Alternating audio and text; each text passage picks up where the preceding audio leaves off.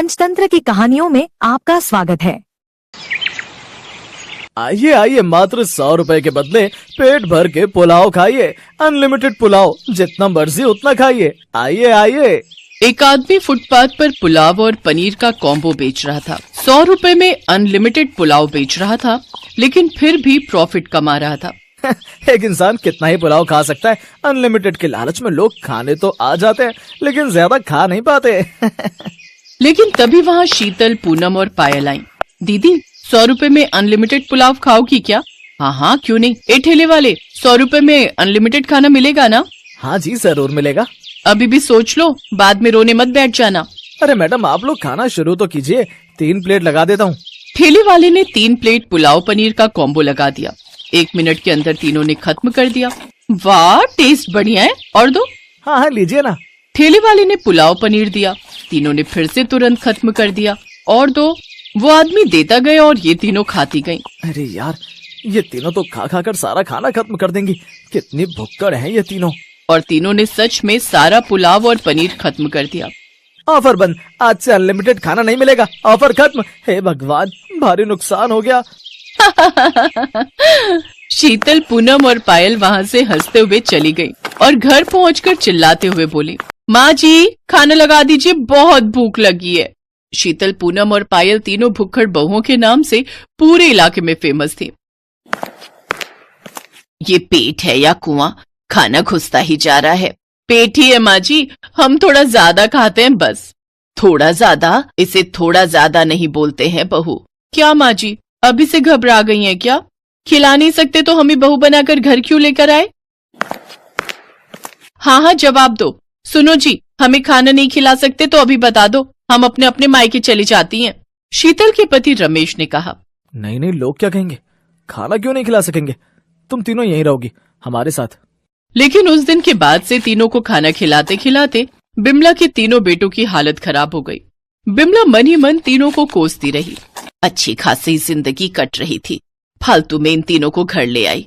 अब लगता है भिखारी बनकर रास्तों पर भीख मांगना पड़ेगा। वो अपनी तीनों बहुओं से बहुत परेशान थी। लेकिन बिमला की परेशानी का कारण सिर्फ उसकी तीनों बहुएं नहीं थी। बिमला की बहन सरला पास में ही रहती थी। सरला बिमला से अमीर थी। वो हर शाम को बिमला के घर चली आती थी और कहती थी, बिमला, सोच रही हूँ वो 2 बीघा जमीन खरीद ही लूं। क्या बोलती है? हाँ हाँ, खरीद ले। असल में पैसा इतना हो गया है कि समझ ही नहीं आ रहा कहाँ खर्च करूं। जा बिमला, मेरे लिए चाय बना कर ला। बिमला चाय बनाकर लाती है।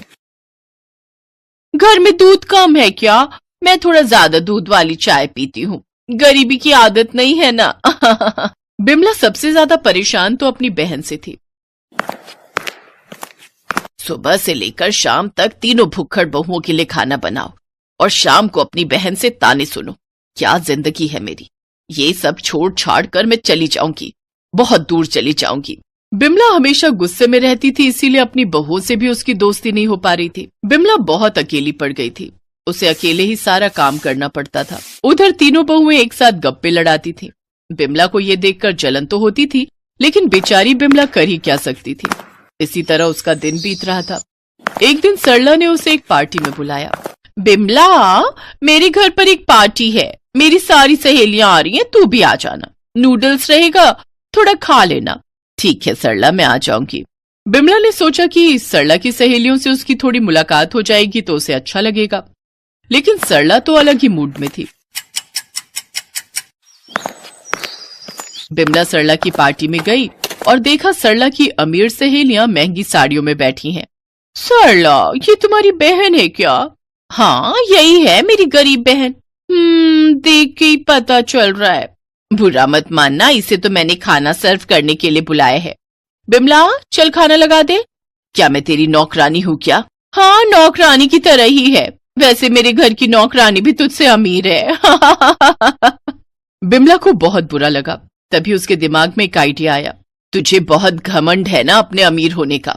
तुझे लगता है तेरे पास बहुत पैसा है। हाँ, पैसा तो है, इसीलिए घमंड भी है। ठीक है, तो मेरी बहुओं को दावत पर बुला और पेट भरकर नूडल्स खिला। बोल, कर पाएगी? ये तो सरला के लिए छोटी सी बात है। क्यों सरला? सरला को बिमला की भुक्खड़ बहुओं के बारे में पता था, लेकिन अपनी सहेलियों के सामने वो बिमला को मना नहीं कर पाई। ठीक है, मैं तेरी तीनों बहुओं को पेट भरकर नूडल्स खिलाऊंगी, ले आ उन्हें। ठीक है, ले आती हूँ, लेकिन उन्हें पेट भरने तक खिलाना पड़ेगा। हाँ हाँ, पेट भर के नूडल्स खिलाऊंगी, ले आ। बिमला चली गई और तीनों बहुओं को नूडल्स दावत के बारे में कहा। ये सुनकर तीनों बहुएं खुशी के मारे झूमने लगी। चले माँ जी, जल्दी चलिए, बहुत भूख लगी है। कितने दिनों बाद नूडल्स खाने को मिलेगा।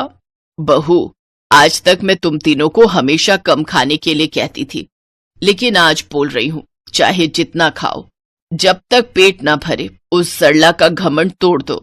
अरे माँ जी, चिंता मत कीजिए, आपके अपमान का बदला हम लेंगे। हाँ।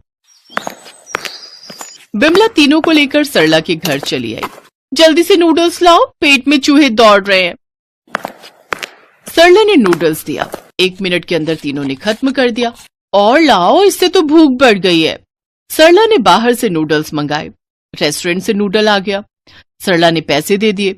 वो नूडल्स भी 2 मिनट के अंदर खत्म हो गया।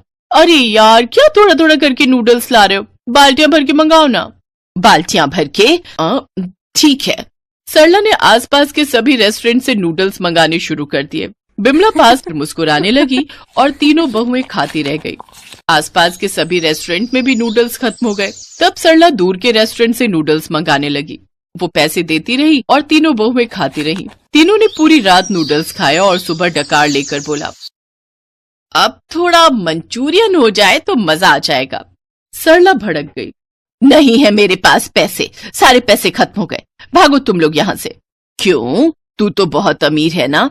हाँ सरला, तुमने ही पंगा लिया था, अब पैसे कैसे खत्म हो गए? हाँ, नहीं है पैसे, नहीं है, भागो तुम लोग यहाँ से, नहीं है पैसे मेरे पास। घमंडी औरत, अब से मत आना मेरे घर पर, समझ गई? पेट भरकर नूडल्स भी नहीं खिला सकती, चली है घमंड करने। बिमला अपनी तीनों बहुओं को लेकर घर लौट आई। तीनों के साथ उसकी दोस्ती हो गई। माँ जी, अच्छा खासा सबक मिला सरला चाची को।